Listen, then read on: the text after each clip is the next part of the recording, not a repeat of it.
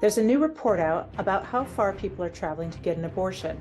We'll take a look at the disturbing trend. Plus, Out 100 cover star Ronan Rubinstein tells us what it means to be on such a coveted list. And we'll tell you how Taylor Swift is supporting queer artists on her new tour. That's all ahead on Advocate Today.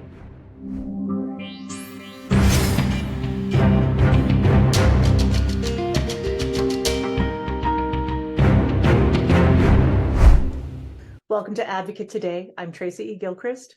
We begin today with a new study released in the fallout of the Supreme Court decision on Roe v. Wade. It shows that people now have to travel longer and farther to get an abortion. According to the study, people in the U.S. will have to travel more than an hour and a half. That's 3 times what it was before the Supreme Court overturned Roe v. Wade in June. The study published in JAMA found a third of people in the U.S. have to travel farther to find help after more than a dozen states enacted complete or partial bans on abortion. For people in Texas and Louisiana, the average travel time to the nearest abortion facility is more than 8 hours. And the Supreme Court decision adds the most significant barriers to access for Black, Hispanic, and Indigenous people. The annual Outfest Legacy Awards bring together LGBTQ+ stars from every medium to celebrate creators within the community. The event is in its 40th year.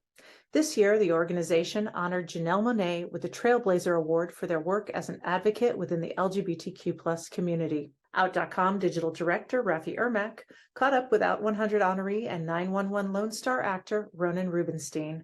Rubinstein opens up about coming out a year ago and being featured on the cover of this year's Out 100 magazine. We're unveiling a little something big tonight. I totally spoiled it with every single interviewer. I don't know if I was supposed to do that, but sorry. So can you just reflect a little about like what it's been like just to be not on this cover of Out, but the Out 100? Mind-boggling, surreal, and I'm with the lovely Quay. a little confused. It's such a big deal because I am so aware of the people that were on these covers before me. I bring up, off the top of my head, Elliot Page, Sam Smith, like true trailblazers. And I only came out a little over a year ago. And to be recognized by someone I could call now as my peers and my people, and it's unbelievable, man. And I just feel so lucky and blessed to be in this position. And I truly feel loved and accepted by you guys. And that's all I asked. I said, this is my story. Take it as you want. But I just ask that you treat me with respect and love. And here we are, man. Here we are. You and Beyonce have something in common in an Out cover. You tell me Beyonce was on the cover? Yeah. No self. Those are my favorites. I'll send it to you. So, I'm blushing behind all this makeup right now. So Outfest 40th anniversary, been here a long time. Yes. What's it like to be a part of this boom, this resurgence of queer media that's not all just positive or all just negative? It's real, it's grounded, it shows the queer community's range and emotion. So what's that like to be a part of, especially with 911?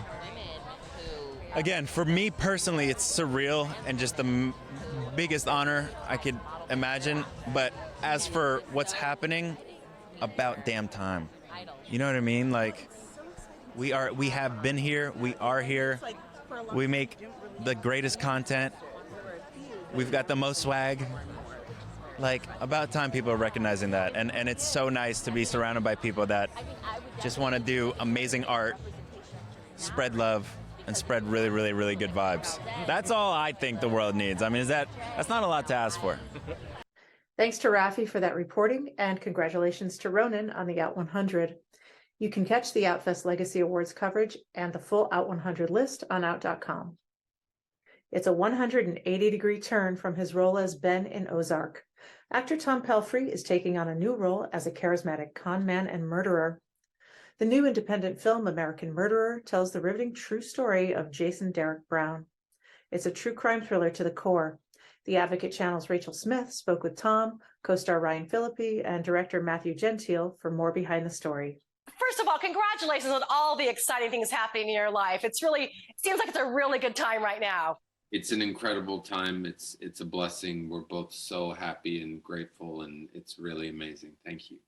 And I have to say, too, I mean, myself, like millions of others, absolutely loved your character on Ozark. I mean, Ben was so beloved. I think one of the best characters we've seen on TV in years.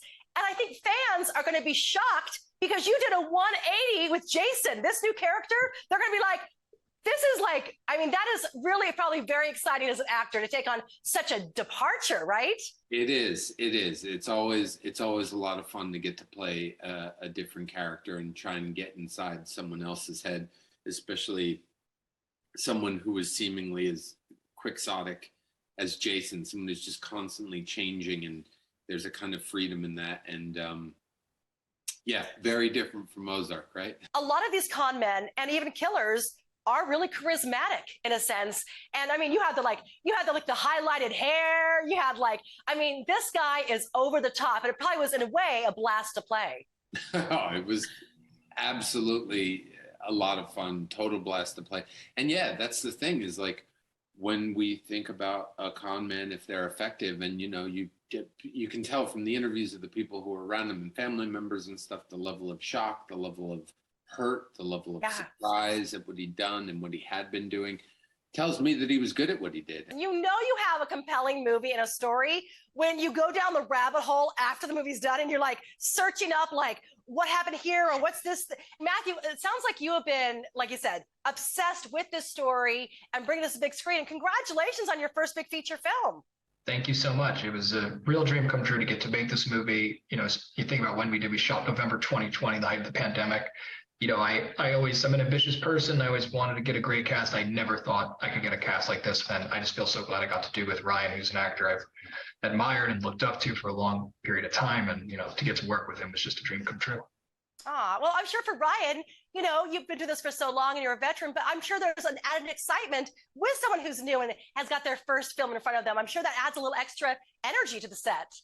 It absolutely does. I love supporting young filmmakers. I love that, I have had so much experience in this business that I can be an asset on set for someone who is doing this for the first time. And like Matthew said, getting any independent film made is such a battle, and for it to turn out as well as this one did is a testament and a credit to him and his direction, and the fact that he's still at large. And maybe the more people see this movie, maybe we're going to catch him. I love what you said, that because I'm one to do this as well. If I watch a true crime story, I get on Wikipedia immediately and want to learn all the stuff that the movie didn't tell me. I think the fact that you had that reaction says a lot about this project. What do you think it is about these true crime stories that just people are just fascinated with? I mean, I think that we just have this obsession. I think it's one of my favorite things. Anything based on a true story just seems so truth is stranger than fiction often. Well, I think you just hit the nail on the head. I think that truth is often much stranger than fiction. And so when we know it's a true story, we give the storytellers permission to tell us things that are almost too strange to believe. Whereas if I just was writing a fictional movie and did certain things, you'd be like, oh, come on, no way. Well, you did such a great job with this role. I have to say, I know they're not in vogue anymore, but those frosted tips, no one's worn that hair better since Seacrest, okay? I'm just saying, you might want to bring it back. It looks good. Thank you. Thank you, Rachel. American Murderer is in theaters and available to stream now. And lastly today, Taylor Swift is returning to the stage with a new tour. This time around, the chart-topping artist is bringing some of the best queer artists with her to perform in sold-out stadiums. The tour will feature both mainstream artists and rising stars. Groups Haim and Muna are expected to hit the road with Swift, and artists Gail, Phoebe Bridgers, Girl in Red, Beatrice Louse, Owen, and Gracie Adams will make appearances. And Paramore will be joining forces with Taylor for a show on this leg of the tour. Swift says the performances will be a journey through the musical eras of her career, both past and present. With the release of Midnights, Swift is now the first artist to simultaneously claim all top 10 spots on the Billboard Hot 100 list. Tickets for the tour go on sale November 15th. That's all the time we have for this Advocate today. For more on these stories and others like it, download the Advocate channel, available now on all streaming platforms. I'm Tracy E. Gilchrist, and I'll see you next time.